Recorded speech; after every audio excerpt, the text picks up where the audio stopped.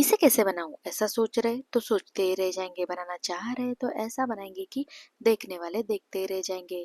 तो हेलो दोस्तों, आज मैं जो रेसिपी आपके साथ शेयर करने जा रही हूँ वो है एकदम नरम सॉफ्ट रसीले सूजी के लड्डू की रेसिपी, जो कि खाने में एकदम ही टेस्टी बनते हैं। कम घी और कम टाइम में अगर आप कुछ टेस्टी सा बनाना चाहते हैं ना, तो एक बार इस सूजी के लड्डू को जरूर ट्राई करके देखिएगा। ये खाने में बहुत ही टेस्टी लगते हैं और वैसे इसे बनाने का जो तरीका है ना वो भी एकदम ही आसान है। अगर आप इसे परफेक्ट मेजरमेंट के साथ बनाएंगे ना, तो ये पहली बार में ही एकदम हलवाई की तरह परफेक्ट बनकर तैयार होते हैं। और आप यकीन नहीं करेंगे, मेरे घर में तो ये सूजी के लड्डू सभी को खाने में इतने पसंद है ना कि जब भी उन्हें मीठा खाने का मन होता है ना, हर कोई इसे बनाने की ही डिमांड करता है। तो चलिए इस रेसिपी को बनाना स्टार्ट करते हैं। तो सबसे पहले यहाँ पर हमें लड्डू बनाने के लिए 3 बड़े बोल भरकर सूजी ले लेनी है। और अगर आप यहाँ पर ग्राम के हिसाब से पूछेंगे तो ये 750 ग्राम्स इतनी सूजी है। जब भी आप लड्डू बनाने के लिए सूजी का इस्तेमाल करेंगे ना, ध्यान रखिएगा हमेशा छोटी साइज वाली सूजी का ही इस्तेमाल करना है। इसी से जो लड्डू है ना वो एकदम सॉफ्ट और नरम बनते हैं। अब आप पूछेंगे बड़ी वाली सूजी का इस्तेमाल क्यों नहीं किया जाता है? क्योंकि बड़ी वाली सूजी से अगर आप लड्डू बनाएंगे ना, तो लड्डू हल्के से हार्ड और थोड़े से ड्राई बनते हैं। तो इसीलिए हमेशा जब भी आप सूजी के लड्डू बनाएंगे ना, छोटी साइज वाली सूजी का ही इस्तेमाल कीजिएगा। कढ़ाई में सूजी ऐड करने के बाद मैंने कढ़ाई को गैस पर चढ़ा लिया है। तो अब हम सूजी में 3 टेबलस्पून भरकर घी ऐड कर लेंगे। यहाँ पर आप देख सकते हैं मैंने बिना मेल्ट किए हुए ही घी का इस्तेमाल किया है। अगर आप मेल्ट करके घी ऐड करेंगे तो 3 टेबलस्पून से थोड़ा सा ज्यादा ही घी इसमें ऐड कीजिएगा। तो ये देखिए सूजी में यहाँ पर मैंने घी ऐड करने के बाद अब हम सूजी को भूनना स्टार्ट करेंगे। यहाँ पर आपको सूजी को भूनते समय गैस को मीडियम टू लो फ्लेम पर रखते हुए ही सूजी को भूनना है। अगर आप हाई फ्लेम पर रखते हुए सूजी को भूनेंगे ना, तो जो सूजी का कलर है वो तो ऊपर से फटाफट से चेंज होगा, पर जो फ्लेवर इसमें आना चाहिए ना भूनने के बाद, वो फ्लेवर इसमें नहीं आ पाएगा। तो इसीलिए गैस को मीडियम टू लो फ्लेम पर रखते हुए ही सूजी को सुनहरा कलर आने तक यहाँ पर हमें अच्छे से भूनना है। यहाँ पर मुझे सूजी को लगातार भूनते हुए करीबन 7 से 8 मिनट हो चुके हैं। और आप यहाँ पर देख सकते हैं जो घी हमने सूजी में ऐड की थी ना, अभी वो पूरी तरीके से मेल्ट हो चुकी है। तो घी सूजी के साथ अच्छे से यहाँ पर घुल चुकी है। तो अब हम इसी तरीके से लगातार इसे और थोड़ी देर के लिए भूनेंगे। तो ये देखिए फाइनली यहाँ पर मुझे सूजी को लगातार भूनते हुए 15 मिनट हो चुके हैं। और 15 मिनट बाद जो सूजी का कलर है वो हल्का सा गोल्डन आपको यहाँ पर दिखाई दे रहा होगा। तो इससे ज्यादा यहाँ पर आपको सूजी को बिल्कुल भी नहीं भूनना है।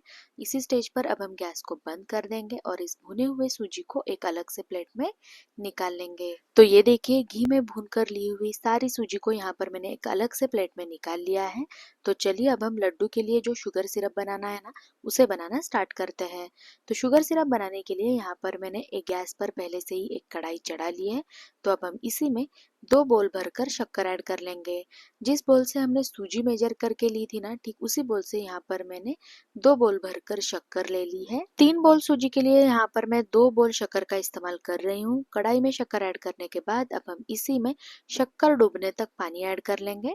तो ये लीजिए यहाँ पर मैंने शक्कर में पानी तो ऐड कर लिया है। तो चलिए अब हम इसे जब तक शक्कर पूरी तरीके से मेल्ट नहीं हो जाती है, तब तक यहाँ पर हमें गैस को मीडियम टू हाई फ्लेम पर रखते हुए इसे पका लेना है। 5 से 6 मिनट बाद आप यहाँ पर देख सकते हैं जो शक्कर है वो पूरी तरीके से मेल्ट हो चुका है। और जो शुगर सिरप का कलर है ना वो हल्का सा यहाँ पर आपको डार्क दिखाई दे रहा होगा।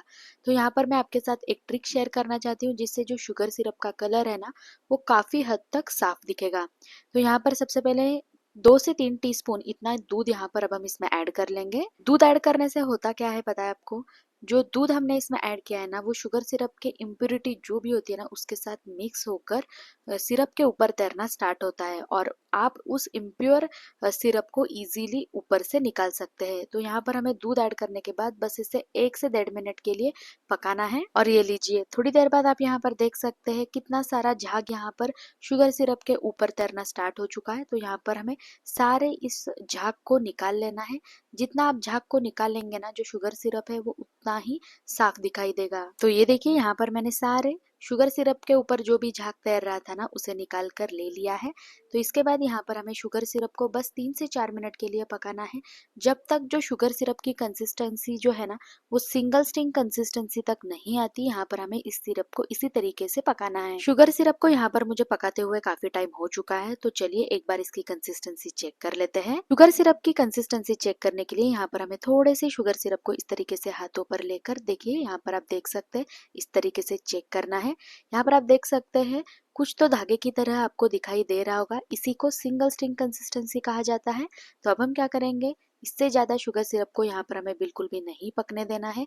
अब हम गैस को बंद कर लेंगे और इसी में 2 टीस्पून भरकर इलायची का पाउडर इसमें ऐड कर लेंगे। जैसे ही यहाँ पर मैंने इलायची का पाउडर शुगर सिरप में ऐड किया है ना, इसकी जो खुशबू है ना वो घर में इतनी बढ़िया तरीके से फैल गई है ना कि बिना बताए ही घर वालों को पता चल गया है कि आज मैं घर पर कुछ तो मीठा बनाकर तैयार कर रही हूँ। तो चलिए यहाँ पर मैंने इलायची के पाउडर को शुगर सिरप में अच्छे से मिला लिया है। तो अब हम इसी में हमने जो सूजी को घी में भून कर रखा था ना उसे यहाँ पर अब हम शुगर सिरप में ऐड कर लेंगे। तो ये देखिए यहाँ पर मैंने सारी सूजी को शुगर सिरप में ऐड कर लिया है। तो चलिए बस अब हम इसे एक बार अच्छे से मिला लेते हैं। यहाँ पर आपको सूजी को सिरप के साथ मिलाने में बिल्कुल भी दिक्कत नहीं होगी, फटाफट से जो सूजी है ना वो शुगर सिरप के साथ अच्छे से मिक्स होती जाएगी। सूजी को सिरप के साथ अच्छे से मिलाने के बाद यहाँ पर अब हम इसी में 1 टेबलस्पून भरकर घी ऐड कर लेंगे। इस तरीके से घी ऐड करने से घी की जो खुशबू और टेस्ट है ना वो लड्डू में बनी रहती है। तो जब भी मैं सूजी के लड्डू बनाती हूँ ना तो हर बार इसी तरीके से थोड़ा सा घी तो इसमें ऐड करती हूँ। यहाँ पर जो लड्डू का मिक्सचर है वो बनकर तैयार हो चुका है। तो यहाँ पर अब हम क्या करेंगे, इस मिक्सचर को ढक कर आधे घंटे के लिए यहाँ पर हमें साइड में रख देना है। इस मिक्सचर को ढककर साइड में रखे हुए यहाँ पर मुझे 30 से 35 मिनट हो चुके हैं और ये देखिए यहाँ पर आप इसकी कंसिस्टेंसी देख सकते हैं। आप इस मिक्सचर से अभी आसानी से लड्डू बनाकर तैयार कर सकते हैं। ये ना ही बहुत ज्यादा पतला है और ना ही बहुत ज्यादा सूखा सूखा सा। अगर मैं यहाँ पर थोड़ा सा इसे दबा भी रही हूँ तो इजीली इसका शेप बनकर तैयार हो रहा है। इसी से आपको पता चलेगा कि हम जो लड्डू बनाएंगे वो परफेक्ट तरीके से बनेंगे या नहीं। तो चलिए अब हम एक एक करके सारे लड्डू बनाना स्टार्ट करते हैं। लड्डू बनाने से पहले यहाँ पर आपको इस लड्डू के मिक्सचर को एक बार अच्छे से इस तरीके से हाथों से मसल लेना है, जिससे आपके जो लड्डू है ना वो फटाफट से एक के बाद एक बनते जाएंगे। यहाँ पर मैंने इस मिक्सचर को करीबन 3 से 4 मिनट के लिए लगातार मिला लिया है। तो अब हम इसी में कुछ ड्राई फ्रूट्स को ऐड कर लेते हैं। तो यहाँ पर मैंने थोड़े से काजू और बादाम को एकदम बारीक चॉप करते हुए इसमें ऐड कर लिया है। ड्राई फ्रूट्स ऐड करने के बाद यहाँ पर अब हम इसी में 1 टेबलस्पून भरकर किशमिश ऐड कर लेंगे। चाहे तो आप थोड़ा सा ड्राई फ्रूट्स कम डालिए, पर किशमिश डालना बहुत ही जरूरी है, क्योंकि सूजी के लड्डू तो किशमिश के बिना हम इमेजिन ही नहीं कर सकते। तो यहाँ पर मैंने ड्राई फ्रूट्स और किशमिश तो ऐड कर लिए। तो एक बार अब हम इन सारे चीजों को अच्छे से मिला लेंगे। और ये लीजिए यहाँ पर हमारा जो लड्डू का मिक्सचर है वो बनकर तैयार हो चुका है। तो अब हम क्या करेंगे, जिस हिसाब से आपको लड्डू बनाना है ना उस हिसाब से यहाँ पर आपको लड्डू के मिक्सचर को हाथों में लेते हुए इस तरीके से राउंड शेप देना है। वैसे लड्डू बनाना बहुत ही आसान है, अगर बच्चे भी देखेंगे ना तो वो भी आपको सूजी के लड्डू बनाने में हेल्प करने आएंगे। तो ये देखिए फटाफट से यहाँ पर हमारा 1 मिनट के अंदर ही सूजी का लड्डू बनकर तैयार हो चुका है। तो ठीक इसी तरीके से यहाँ पर हमें बाकी के सारे लड्डू भी बनाकर तैयार करने हैं। देखते ही देखते यहाँ पर मैंने सारे सूजी के लड्डू बनाकर तैयार किए हैं और फाइनली यहाँ पर हमारे एकदम नरम सॉफ्ट मुंह में जाते ही घुल जाने वाले सूजी के लड्डू सर्व करने के लिए तैयार हो चुके हैं। तो आप भी एक बार मेरे तरीके से इन लड्डू को घर पर जरूर ट्राई करके देखिएगा।